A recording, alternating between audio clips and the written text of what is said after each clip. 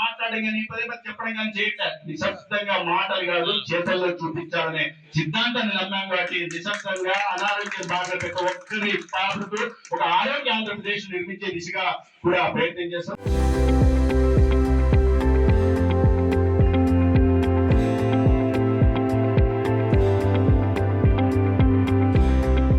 దాంట్లో భాగంగానే అనేక అప్లికేషన్ కూడా ఇప్పుడే ప్రస్తావించారు సోదరులు కొడపల్లి శ్రీనివాస్ గారు. గణపతి నగరం కూడా అదే సమస్య ఉంది. ఎన్డీఏ ప్రభుత్వంలో గతంలో మంజూరైన ఆసుపత్రి తర్వాత పనులు ముందుకు సాగల ఇబ్బందులు, పేషెంట్లు ఇబ్బంది పడుతున్నారు, స్థలం లేక డాక్టర్లు ఇబ్బంది పడుతున్నారు, నర్సింగ్ స్టాఫ్ ఇబ్బంది పడుతున్నారు. ప్రతిరోజు పేపర్లో నెగిటివ్ రిపోర్ట్ వచ్చేది. ఇవాళ ఆ పరిస్థితులు అన్ని సరిదిద్దుతూ అద్భుతమైన ఇక్కడ 58,000 చదరపు అడుగుల భవనాన్ని నిర్మించాం.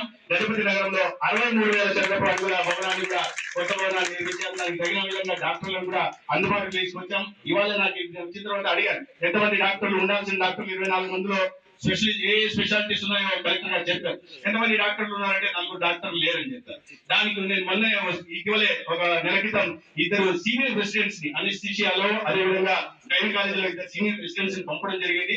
మిగిలిన కాలేజీని కూడా ప్రమోషన్ ఇచ్చి పూర్తి స్థాయి డాక్టర్లు అందుబాటులో ఉండేలాగా ఎక్కువగా ఈ ప్రాంతంలో చుట్టుపక్కల ప్రాంతాల నుంచి మారుమూల ప్రాంతాల నుంచి ఎవరో పేషెంట్ కూడా ఇబ్బంది పడకుండా ఆసుపత్రికి వచ్చి చికిత్స పొందేలాగా చేయాలి. ఈ సందర్భంగా నేను చెప్తున్నాను, వచ్చిన ప్రతి పేషెంట్ ని ఈ ఆసుపత్రి సిబ్బంది అందరికీ కూడా డాక్టర్ దగ్గర నుంచి, సూపరింటెండెంట్ దగ్గర నుంచి, నర్సింగ్ స్టాఫ్ దగ్గర నుంచి ప్రతి ఒక్కరికి నేను చెప్తున్నదంటే వచ్చిన పేషెంట్ మన కుటుంబ సభ్యులాగా, ఎందుకంటే పవిత్రమైన వృత్తులు మీరు ఉన్నారన్న విషయాన్ని గుర్తుపెట్టి వచ్చిన పేషెంట్ ని నవ్వుతూ మీరు పలకరించాలా, వచ్చిన పేషెంట్ ని నవ్వుతూ రిసీవ్ చేసుకోవాలా, వచ్చిన పేషెంట్ ని నవ్వుతూ ఓపిక వాళ్ళ సమస్యను వినాలా, వినిన తర్వాత వాళ్ళకి కావాల్సిన మందులు ఇవ్వడం లేదా సంబంధిత డాక్టర్ దగ్గర పంపాలా.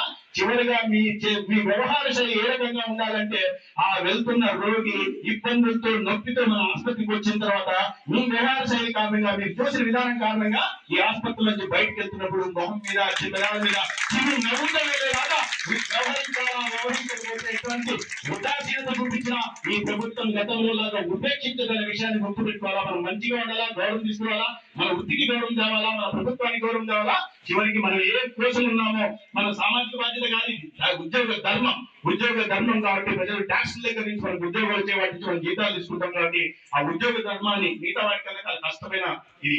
మిగతా కూడా మనకు కూడా ప్రజల్లో కూడా మార్పు రావాలి. ఆసుపత్రికి పొందాలి వెంటనే పాపం ఒకే డాక్టర్ 5 మందిని చూడాల్సి వస్తుంది. ఈ లోపల ఓపుకుండకుండా ఇదే వస్తుంటారు. ప్రజలు కాస్త డాక్టర్ల మీద ఒత్తిడి ఉంటుందని, మన నర్సింగ్ స్టాఫ్ మీద ఒత్తిడి ఉంటుందని, వాళ్ళకు కుటుంబాలని, వాళ్ళకు పిల్లలు ఉన్నాయని, వాళ్ళకు పిల్లలు తల్లిదండ్రులు ఉన్నాయనే విషయాన్ని అర్థం చేసుకుంటూ ఈ ప్రతికూలతల మధ్య కూడా పనిచేస్తున్న మా వైద్య సిబ్బంది కుటుంబం పట్ల కూడా కాస్త మీరు సానుకూలంగా వ్యవహరించాలని ఈ సందర్భంగా నేను మీరు కలిసి పనిచేయాలా, మేము కలిసి పనిచేయాలా, మనం అందరం కలిసి పనిచేస్తేనే ఒక ఆరోగ్య ఆంధ్రప్రదేశ్ ను నిర్మించడానికి అవకాశం ఉంటుంది. మిత్రుల మన ప్రభుత్వం వచ్చిన తర్వాత ఆరోగ్య వ్యవస్థలో చాలా సమూలమైన మార్పులు తీసుకొచ్చే ప్రయత్నం చేస్తారు. మీద చూడకుండా ఇవాళ కూటమి ప్రభుత్వం చంద్రబాబు నాయుడు గారి నాయకత్వంలో, పవన్ కళ్యాణ్ గారి నాయకత్వం చేస్తా ఉంది. కేంద్ర ప్రభుత్వం కూడా ఇవాళ 65 PMNDP డయాలసిస్ సెంటర్లు మన రాష్ట్రానికి మంజూరు చేసింది. దాంట్లో ఎస్కోట డయాలసిస్ సెంటర్ కూడా ఉంది.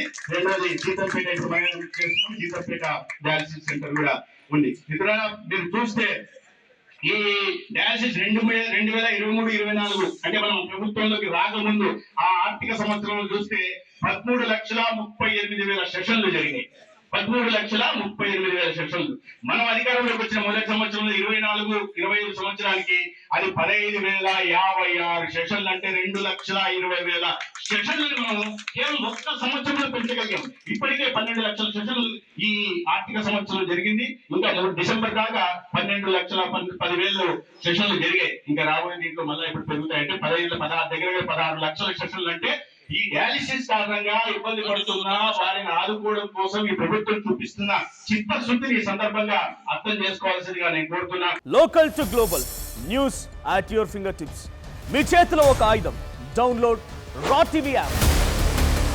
Media legend Ravi Prakash is back.